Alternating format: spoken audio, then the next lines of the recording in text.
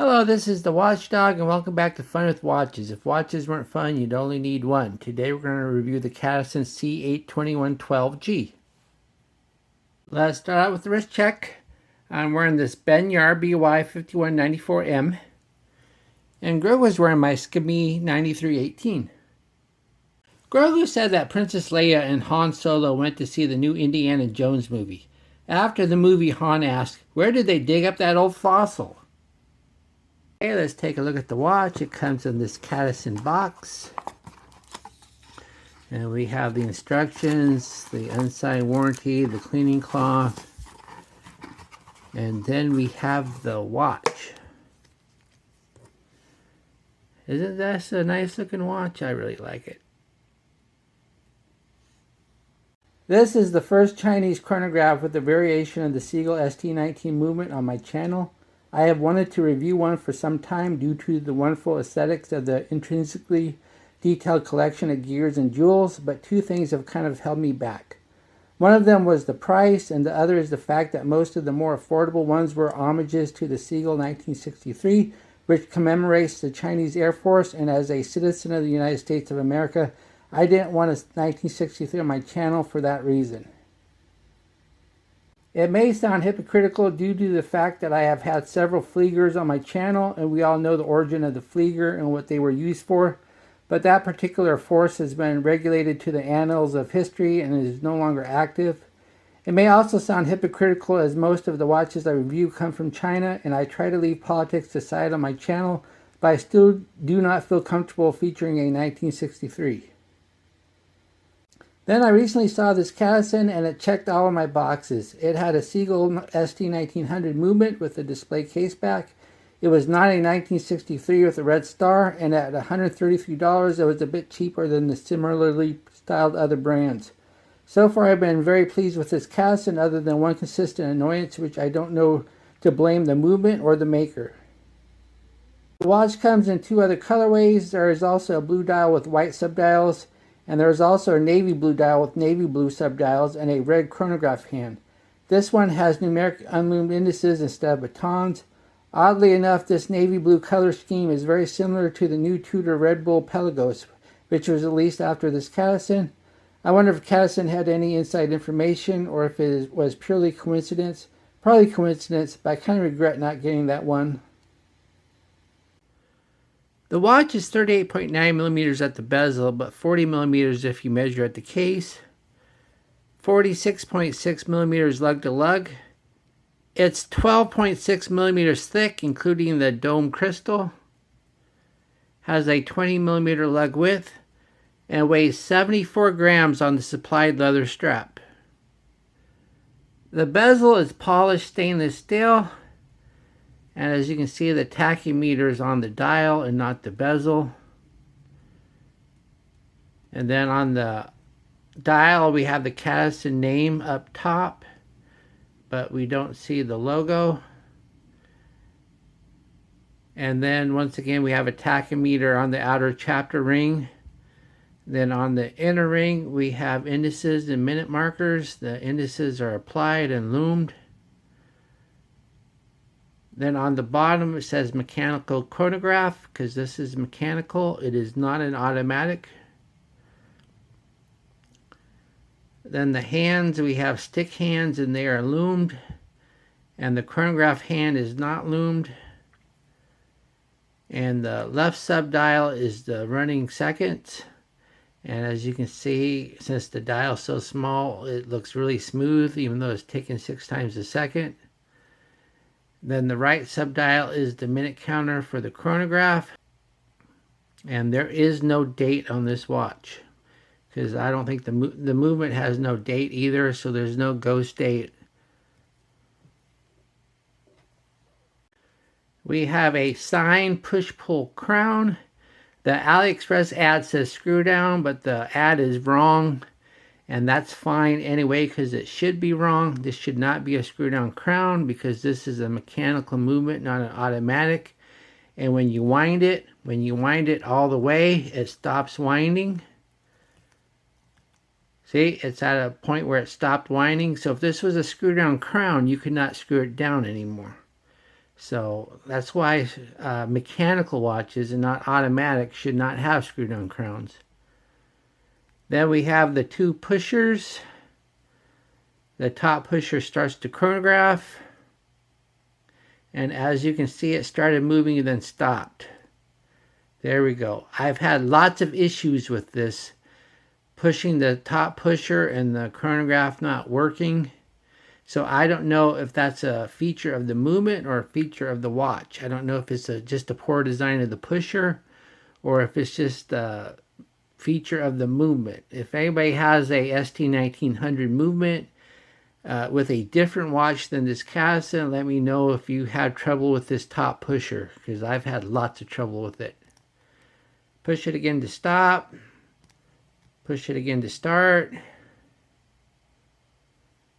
Push again to stop.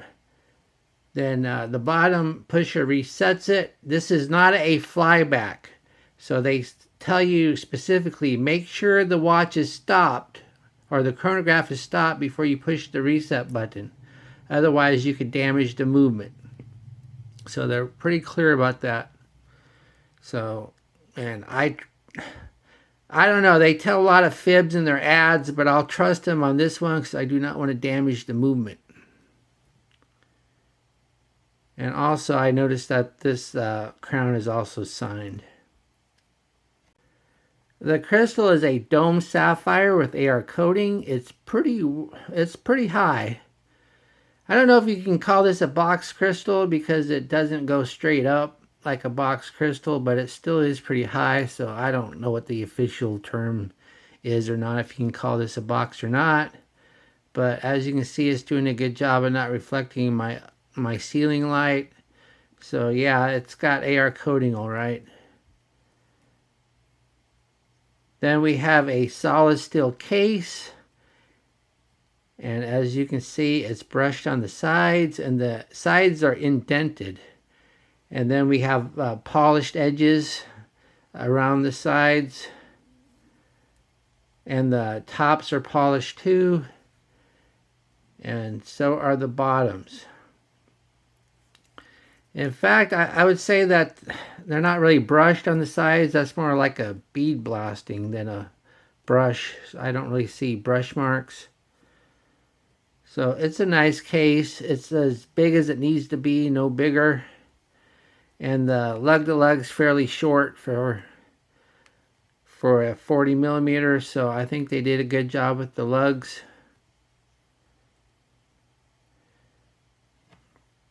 Then we have a display case back. The display case back is not sapphire. This is glass. I tested it, and that's fine. I don't need a sapphire sandwich. Yeah, it sounds cool, but you don't really need a sapphire case back. The whole point of sapphire is it doesn't scratch easily, but your case back isn't going to scratch easily because it's on your wrist. So I don't think the extra expense of a sapphire case back is necessary, but I am glad it's a display case back because then it shows off this movement. Because this movement is very nice looking movement, all the gears and jewels. And yeah, I'm sure those are fake blue screws. Well, not fake screws, but fake blued. But it's a very nice looking movement, and it's really cool. And that's one of the main appeals of this movement. Then if you look at the inside on the chapter ring of the case back, it says ST1900 movement, all stainless steel. Then it gives the model number. Then gives ATM water resistance, 10 ATM. Then also, if you look at the case back though, it's not a screw down, it's not a press on, it's held down by 4 little screws, and these are really tiny screws. So you're going to really need a tiny screwdriver to open up this case back. Of course, with a movement like this, I do not recommend opening this case back unless you know what you're doing. I would never open this case back. I would have no clue how to work on this movement. If I had trouble with this movement, I would take it to a watch repair guy who would have tiny screwdrivers and know what he was doing. Underneath the case back is the ST1900 movement. This is a mechanical chronograph. It was purchased by the Chinese in the early 60s from a Swiss company. They bought the design and the equipment to make it, and they're still making it to this very day. So let's put it on the Timegrapher and see. Here it is on the Timegrapher. As you can see, it's running very accurate. 0 plus 1. And but there's quite a bit of beat error. That's why you see 2 lines on the screen. But I've seen a lot worse beat error than that. And look at the amplitude, 351. That's got a very healthy amplitude. So this watch is running spot on. So very good for a movement that was designed in the 60s. Or in fact, it was purchased in the 60s. It was probably designed much before that. So very well, good numbers. The strap is genuine leather, and it's a very well done strap. It's thick, it's sturdy, and it feels quality. Doesn't feel cheap at all. Has nice stitching. And then it has a signing clasp, says Cadisen. The prongs aren't all floppy. And it has 2 keepers, one fixed, one floating. But yeah, this is a good quality strap. Plus it has quick release, so you can change it easy enough. So the only thing about this strap though, it is really thick, so it's kind of stiff at first. So it's going to have a break-in period. So, and of course, I always suggest getting a deployment clasp for leather straps because you're just going to save that leather. And this is a strap you want to save. Of course, since it has quick release, you can put it on, put another strap on very easily. And oh yeah, if you want to get a deployment clasp, you'll need an 18mm. And of course, you'll want to get a polished one because that will go better than matte.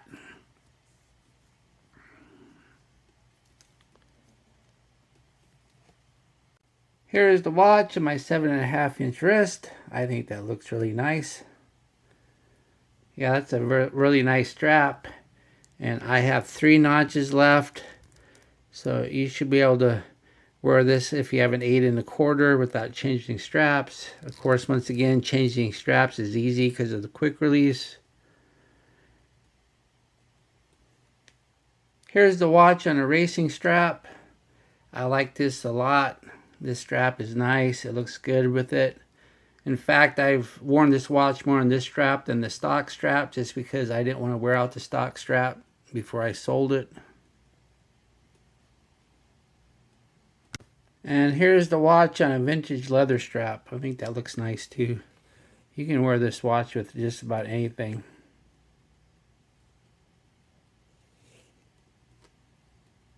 Here we are in the Lume room. This is not a dive style watch, but I could tell that it was pretty good Lume from just wearing it.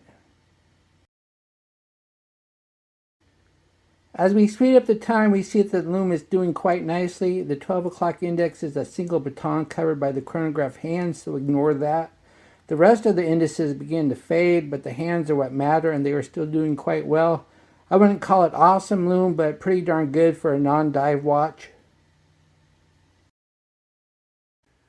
What do I like about this watch? It's a very nice looking watch. It has a high quality leather strap with quick release.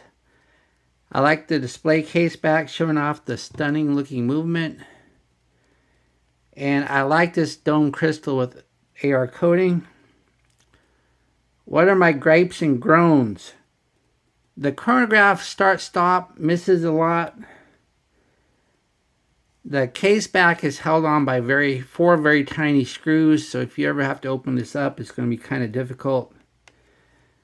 The AliExpress ad has some inconsistencies, such as claiming screw-down crown.